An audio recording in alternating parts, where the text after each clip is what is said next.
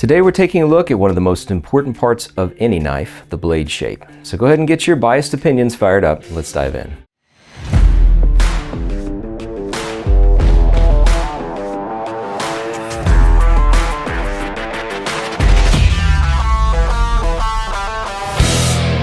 Blade steel gets a lot of attention, and for good reason, but the actual shape of the blade has a huge impact on how that knife performs. The tip, the belly, the edge angle, and the overall profile, they all change what the knife is good at, and where it may not be the best tool for the job. At CobraTec, we offer several different blade profiles across our lineup. Today we're going to take a walk through the big ones, like drop point, tanto, dagger, the clip point or Bowie, and then the Wharncliffe. Let's start with probably the best all-round blade shape for most people, the drop point. The drop point has a spine that gradually slopes down towards the tip, creating a strong, controllable point and a useful cutting belly. This is one of the reasons you see drop points everywhere, like hunting knives, pocket knives, fixed blades, outdoor knives, and etc. When someone asks, what blade shape should I get if I want one knife to do a little bit of everything, the drop point is usually one of the safest answers. It's good for slicing, controlled cutting, light piercing, field use, daily tasks like opening your packages. The tip is usually going to be stronger than a clip point because there's more steel behind it, and the belly gives you plenty of cutting surface. So where does it fall short? Drop point is not as specialized as some other profiles. It may not pierce as aggressively as a dagger, for example, and it doesn't have the reinforced tip like a tanto would have. May not be as precise for straight line utility cuts like a Wharncliffe.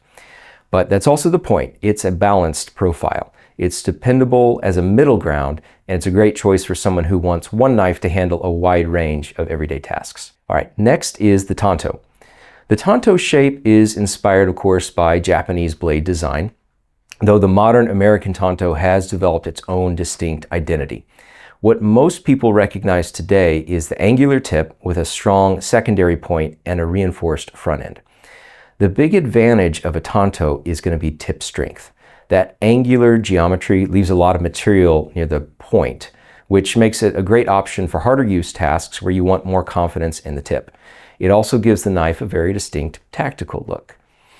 Tantos are excellent for piercing tougher materials, for controlled push cuts, scraping type utility work, and situations where the tip durability matters most.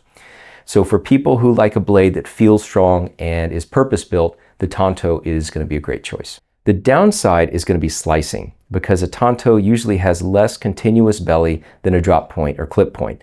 It can feel less natural during long, smooth slicing cuts. It can also take a little more attention to sharpen it because you're dealing with two distinct geometric edge sections rather than a continuous edge. So if you want maximum slicing efficiency, you may want to look elsewhere, but if you want a strong tip and a bold tactical profile, the tanto is going to be hard to beat. All right, next up is the dagger. The dagger is one of the oldest and most purpose-driven blade shapes in existence. Unlike most of the profiles we're discussing today, the dagger was designed around one singular purpose, which is personal defense. Traditionally, daggers are double-edged or symmetrical with a centered point and designed for thrusting. The entire profile is built around penetration, balance, and straight line control. On an OTF knife, the dagger profile also makes sense visually and mechanically because it's symmetrical. It also has that clean, centered, and aggressive look that most people associate with automatic knives. But that's where expectations really matter. A dagger is not usually the best everyday utility blade. Can you open boxes with it? Sure. Can you cut tape, packaging, and cardboard? Yes, but that's really not what it was designed to do. That's worth keeping in mind when shopping for a knife, especially if your knife is mostly going to be used for opening packages and handling ordinary daily cutting tasks. Compared with a drop point or Wharncliffe, a dagger usually has less belly for slicing. It also lacks your traditional spine where you can comfortably place your thumb or your index finger for additional control. Depending on the design, the center tip can also be more delicate during utility work. Dagger shines as a personal defense profile and as a collector or carry option for people who appreciate its symmetry, its history, its purpose-built design. It looks great and it performs well at the job it was created to do, but it may not be the most practical choice for unboxing your latest online order. Before we move on, it's worth mentioning that many of our drop point, tanto, and dagger blades are also available with partial serrations. Serrations are especially useful for cutting rope, straps, webbing, and other fibrous materials like that. They can also keep cutting through tougher material after the plain edge has started to lose some of its sharpness. The trade-off is that the serrations are not always as clean or precise for everyday slicing, and they can require a different sharpening method. Whether you choose a plain edge or a partially serrated edge depends on how you plan to use the knife. If most of your cutting involves boxes, tape, clean utility type cuts, a plain edge without serrations may be easier to maintain. If you regularly find yourself cutting rope, straps, or tougher materials though, partial serrations can be really useful. Now, let's move on to one of the most recognizable profiles in American knife history, the clip point, especially the Bowie style clip point. Okay, so the Bowie knife has a long history tied to early American frontier use and its famous association with Jim Bowie. Over time, the term Bowie knife has been used to describe many different large fixed blades. However, the shape most people picture today usually has a really strong point, a long cutting edge, and a clipped or swept down section near the tip. That clip tip does a few things. It's going to bring the point closer to the center line of the knife, which gives you better control for piercing and detailed work. It also maintains a nice belly in the blade, which is useful for slicing, skinning, and general cutting. The clip point is a very versatile shape. It has some of that classic fighting knife DNA, but it's also practical as a hunting, outdoor, and everyday use blade. Where does it not excel though? Because the tip is usually finer than something like a drop point, it can be more delicate. If you're prying, twisting, or doing abusive work with a tip, a clip point is probably not your best option, though that's really not what a knife is designed for anyway. It's precise, capable, and classic, but it still needs to be used like a knife, not a screwdriver. Finally, let's talk about the Wharncliffe. Wharncliffe blade typically has a straight cutting edge with a spine that slopes down towards a defined point. Instead of relying on a curved belly, the straight edge keeps more of the blade in contact with the material throughout the cut. That makes the Wharncliffe extremely practical for controlled utility work, like opening boxes, cutting cardboard, trimming material, breaking down packaging. That's where that profile really shines. The defined tip also gives you excellent precision for scoring, detailed work, and starting cuts.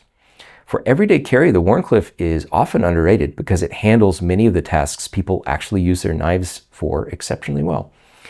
But where does it not excel? Without much belly, it may feel less natural for long slicing motions, skinning, or tasks that benefit from a sweeping edge. Depending on the design, the fine tip may also be more vulnerable to damage if it's used for prying or twisting. But for clean, controlled cuts and everyday utility work, the Wharncliffe is one of the most capable profiles available. So, which blade shape is best? The honest answer is, it depends on what you need the knife to do. If you want the best all-around everyday option, the drop point is probably your safest bet. If you want a strong tip and a more tactical design, the tanto is a great fit. If you want a purpose-built personal defense profile with symmetry and penetration, definitely look at the dagger. And if you want a classic versatile shape with history and style, the clip point or Bowie is a great choice. And if your knife mostly sees real-world utility work like boxes, rope, packaging, daily cutting tasks like that, a Wharncliffe may be the most useful. At the end of the day, blade shapes are all about trade-offs, and the best knife isn't just the one that looks the coolest, although we all love a cool-looking knife around here. The best knife is the one that fits how you actually carry and use and rely on it. So let us know down in the comments, what blade shape do you carry most often and which do you think is the most underrated? And if you want to see the different CobraTec blade profiles for yourself, check out our lineup at CobraTec.com and find the one that fits your carry style. If this was helpful, be sure to like, share, and subscribe. We weekly release videos covering knife culture, maintenance, troubleshooting, product reviews, and practical use. Before you go, be sure to check out CobraTec Insider. It's our free weekly newsletter that includes insights, product releases, discounts, and a lot more. If there's something you'd like us to break down in a future episode, please let us know down in the comments. See you in the next one.